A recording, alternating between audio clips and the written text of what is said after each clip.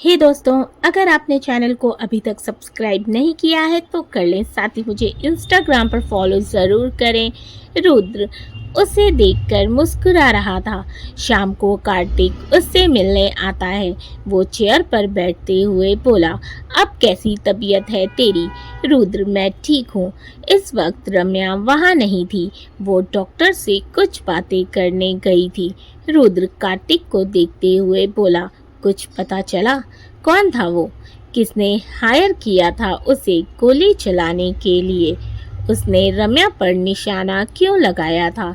कार्तिक, नहीं, ज्यादा कुछ पता नहीं चला। जब गार्ड्स ने उसे पकड़ा तो उसने पॉइजन खाया हुआ था, जिस वजह से कुछ देर में ही उसकी मौत हो गई। लेकिन हाँ, मरने से पहले उससे इतना ज़रूर पता चला कि वो कोई प्रोफेशनल नहीं था, बल्कि किसी ने उसे मजबूर किया था उसकी फैमिली को किडनैप करके गोली चलाने के लिए। लेकिन वो कौन है जिसने ये सब किया, वो अभी तक पता नहीं चल पाया है। रुद्र का चेहरा इस वक्त बिल्कुल डार्क और सख्त था। वो कुछ सोचते हुए अपनी भारी आवाज़ में बोला, वो जो कोई भी है, लेकिन अब ज़्यादा दिन तक जिंदा नहीं बचेगा। उसने मेरी जान को मारने की कोशिश की है। उसे तो जहन्नुम में ही भेजूंगा। ये बोलते हुए रुद्र का चेहरा और ज़्यादा डार्क और सख्त हो जाता है। उसकी नसें तन जाती हैं। कार्तिक उसके हाथ पर हाथ रख कर बोला, रुद्र शांत हो जा। अभी तेरी तबीयत ठीक नहीं है। तू रेस्ट कर, बाकी चीज़ मैं हैंडल कर लूँगा। ट्रस्ट मी, उस इंसान को मैं ढूंढ निकालूंगा जिसने भी ये गलती करने की कोशिश की है। तभी रम्या अंदर आते हुए बोली, कैसी गलती? आप किसकी बात कर रहे हैं कार्तिक भाई? कार्तिक रुद्र को देखने लगा। रुद्र बात संभालते हुए मुस्कुराकर शरारत से बोला, वही इंसान जिसने कहा कि बीवी के हाथ से अच्छे अच्छे पकवान खाने को मिलते हैं, लेकिन यहाँ तो मुझे बस मेरी बीवी के हाथ से सिर्फ खिचड़ी खाने को ही मिल रही है। पता नहीं कौन था वो जो इतनी गलत बात बोल गया। रम्या अपनी कमर पर हाथ रखकर आंखें छोटी करके बोली, पकवान उनको मिलते हैं जो अच्छे काम करते हैं, और आपने कौन सा अच्छा काम किया है जो हम आपको पकवान बनाकर खिलाएं? गोली खाकर पड़े हैं बिस्तर पर। आपको तो खिचड़ी ही मिलेगी, और हमारा बस चले तो हम आपको पूरे महीने खिचड़ी खिलाएं। उसकी बात सुन कार्तिक को हंसी आ जाती है। रुद्र, जान, तुम मेरे दोस्त के सामने मेरी बेइज्जती कर रही हो। रम्या रुद्र को देखकर बोली, बेइज्जती का तो हमें पता नहीं, लेकिन हम आपकी शिकायत ज़रूर करेंगे कार्तिक भाई से। फिर कार्तिक से बोली, कार्तिक भाई देखिए, हम कब से इनको बोल रहे हैं कि रेस्ट करें, लेकिन ये है कि हमारी बात ही नहीं मान रहे। कार्तिक मुस्कुराने लगता है। रुद्र, जान, तुम मेरी बुराई कर रही हो। रम्या, हाँ तो आप ही बताइए हम और क्या करें? आपको हमारी बात तो माननी नहीं है। कभी खाने पीने में ना नुकुर कर रहे हैं तो कभी आराम करने में छोटे बच्चों की तरह जिद कर रहे हैं। वो अभी बोल ही रही थी कि तभी शारदा जी, कुसुम और सुमेर वहाँ आ जाते हैं। शारदा जी हंसते हुए बोली, क्या बात है भाई? क्या हो गया रूमी? आप इतने गुस्से में क्यों लग रही हैं? रम्या उनके सामने भोला सा मुंह बनाकर बोली, दादी माँ देखिए ना, हम कब से बोल रहे हैं रुद्र जी को कि रेस्ट करें, सो जाएं, लेकिन ये है कि हमारी बात ही नहीं मान रहे, बस उल्लू की तरह बैठे हुए हैं। उसकी बात सुन सभी हंसने लगते हैं। रुद्र को भी हंसी आ जाती है। सुमेर हंसते हुए बोला, भाई आप मुझे बंदर बोलते थे, देखिए आपको भी नया नाम मिल गया उल्लू और हंसने लगता है। सभी यूं ही बातें कर रहे थे, तभी सानवी आती है। सानवी को देखकर सभी खुश हो जाते हैं, लेकिन सुमेर को छोड़कर। सानवी को देखकर सुमेर मुंह बना लेता है। अब सुमेर तो सुमेर ठहरा। सानवी सबसे पहले रुद्र से मिलती है और उससे उसका हाल पूछती है। कैसे हैं आप सर? रुद्र, मैं ठीक हूँ। फिर कार्तिक सानवी को शारदा जी से मिलाता है।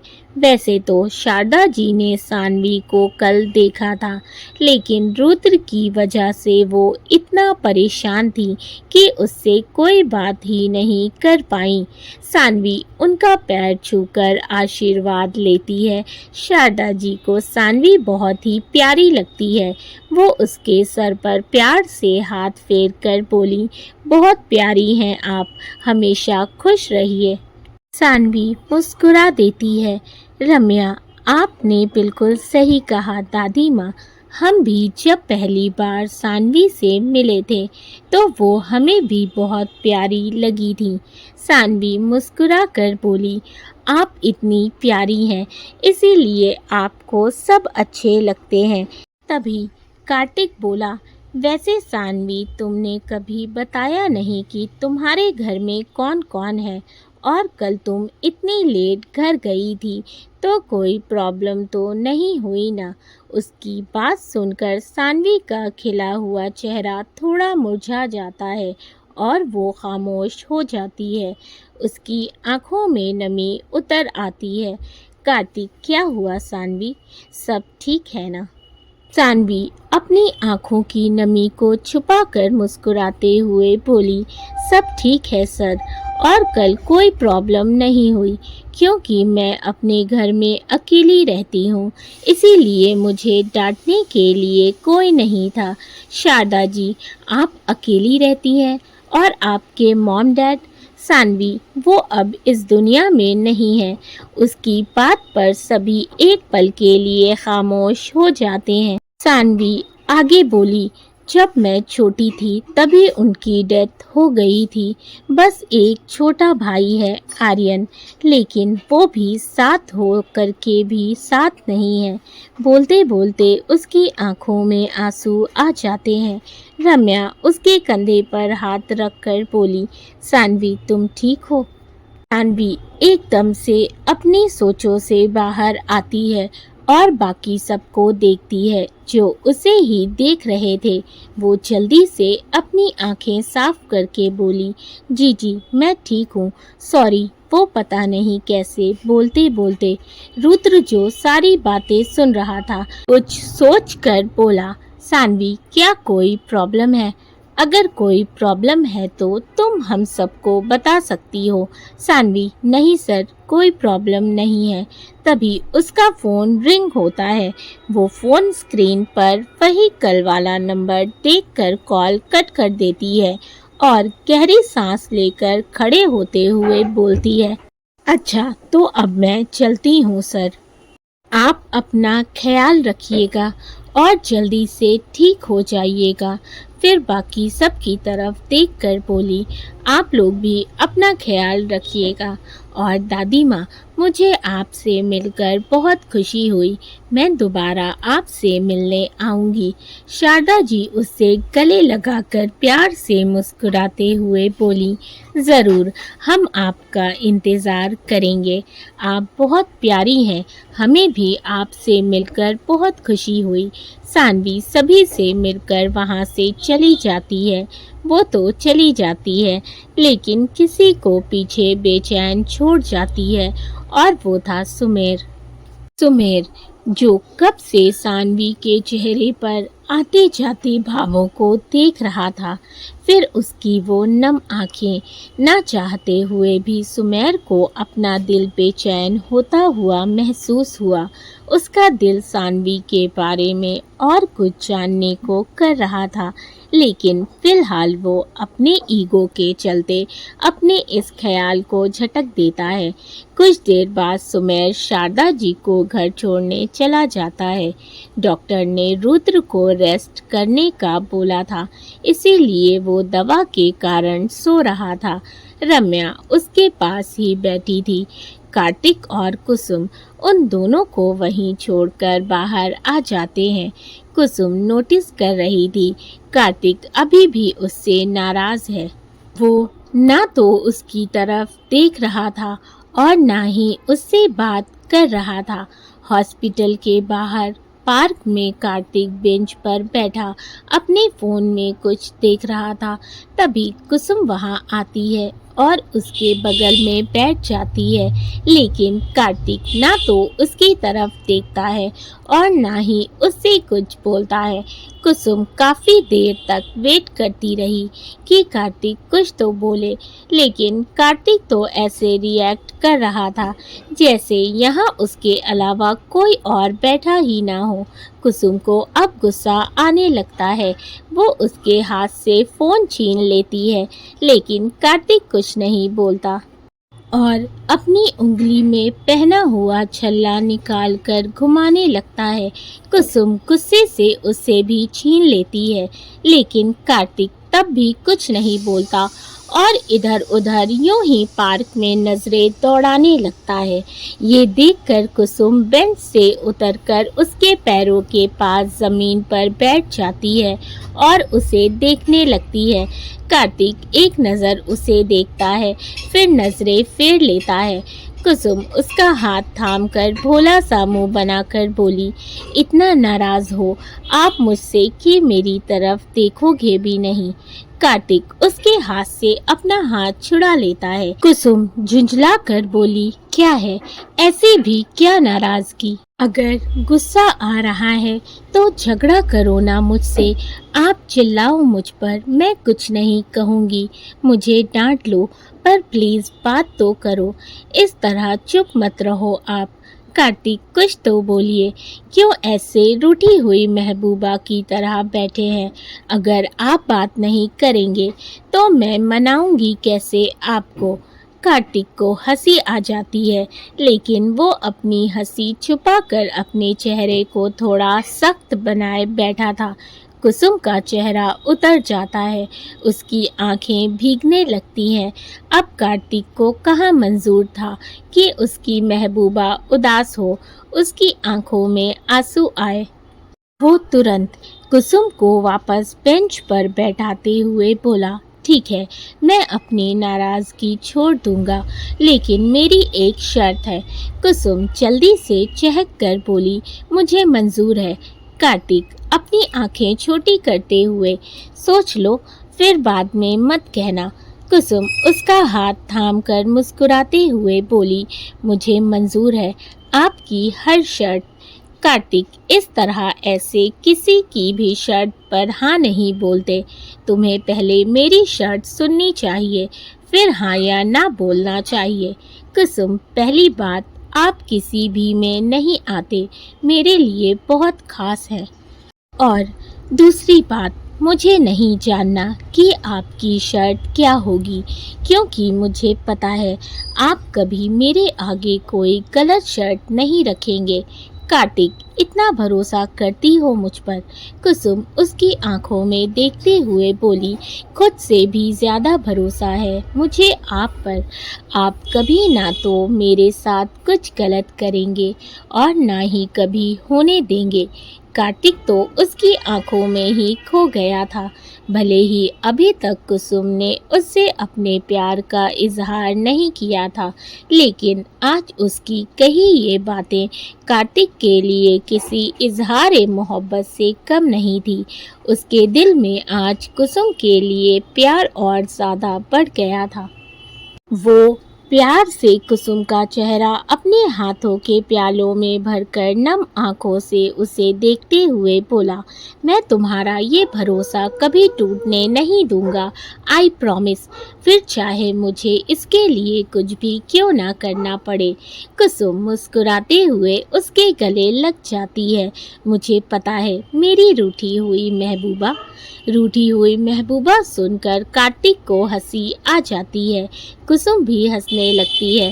तभी कुसुम वापस बोली, तो अब शर्त बताइए। कार्तिक, अभी नहीं, सही समय आने पर। तब तक तुम पर मेरी ये शर्त उधार रही। कुसुम हंसते हुए बोली, ठीक है, मैं उस सही समय का इंतजार करूंगी। वहीं दूसरी तरफ एक बड़े से बंगले के कमरे में एक लड़की हाथों में वाइन का ग्लास लिए गुस्से में बैठी थी।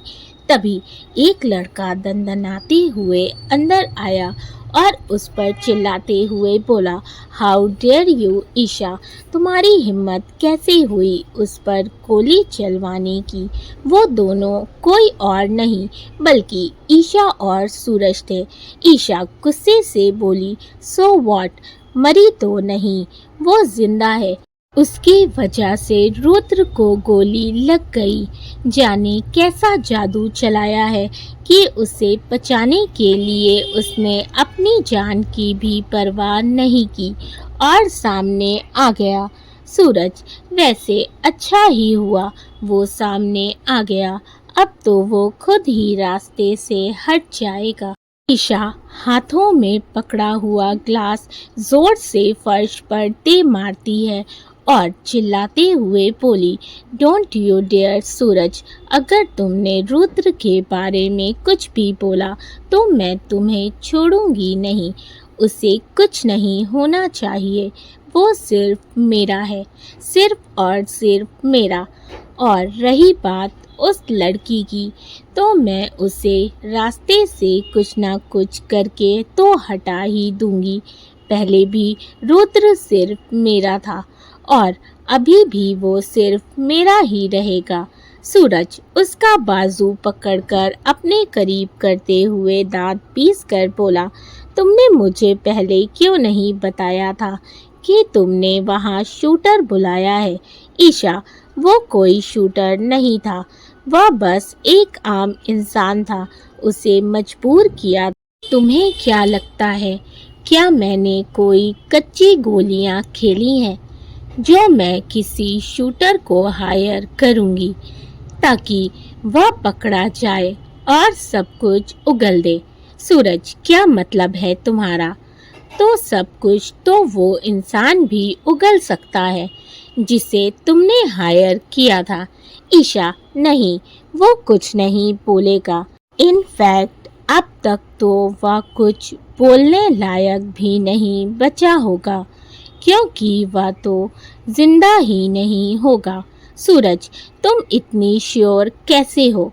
ईशा मुस्कुराते हुए बड़े एटीट्यूड से बोली, क्योंकि बेचारा वो तो मजबूर था अपनी फैमिली के लिए, उसने पहले ही पॉइजन खा रखा था। सूरज, आई एम इम्प्रेस्ड, तुमने काफी दूर की सोच के काम किया था। लेकिन मेरा गुस्सा अभी भी शांत नहीं हुआ है। अगर उस रम्या को कुछ हो जाता तो मैं तुम्हें छोड़ता नहीं। ईशा उसे देखते हुए बोली, तुम्हें क्यों फिक्र हो रही है इतनी उस लड़की की? क्या चल रहा है तुम्हारे दिमाग में? कहीं तुमने उसे अपना शिकार तो नहीं बना रखा? सूरज डेविल स्माइल देते हुए, शिकार तो मैं बन गया हूँ उसका। उसकी खूबसूरती, उसकी वो हिरनी सी आंखें कायल कर गई हैं मेरे दिल को। अब जब तक वो मुझे मिल नहीं जाती उस पर एक खरोच भी बर्दाश्त नहीं करूँगा। एक बार उसे पालूं, फिर वो मरे या जिए, आई डोंट केयर। ईशा सोफे पर बैठते हुए बोली, वॉट एवर, तुम्हें उसके साथ जो करना है करो, मुझे बस मेरा रुद्र चाहिए। सूरज, तुम्हें क्या लगता है और वो रुद्र शेखावत तुम्हें अपनाएगा? पहले तुम उसे छोड़कर मेरे पास आ गई, अब जब वो फिर से इतना अमीर हो गया तो तुम उसके पास वापस जाना चाह रही हो। तुम जो भी कर रही हो सोच समझ कर करना, क्योंकि अब वो पहले जैसा कमज़ोर नहीं बल्कि उससे भी ज़्यादा ताकतवर हो गया है। सोचो, अगर उसे पता चल गया कि इन सब के पीछे तुम्हारा हाथ है तो वो तुम्हारा क्या हाल करेगा। ईशा, पता तो तब उसे चलेगा जब मैं कुछ पता चलने दूंगी। फिलहाल चलो साथ में डील करते हैं। मैं तुम्हें उस लड़की को दूंगी, लेकिन उसके बदले तुम रुद्र को कुछ नहीं करोगे। मुझे रुद्र चाहिए।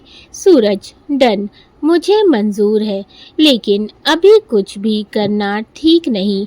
इस वक्त वो किसी खूंखार शेर की तरह दहाड़ने के लिए तैयार बैठा होगा। थोड़ा इंतज़ार करना पड़ेगा।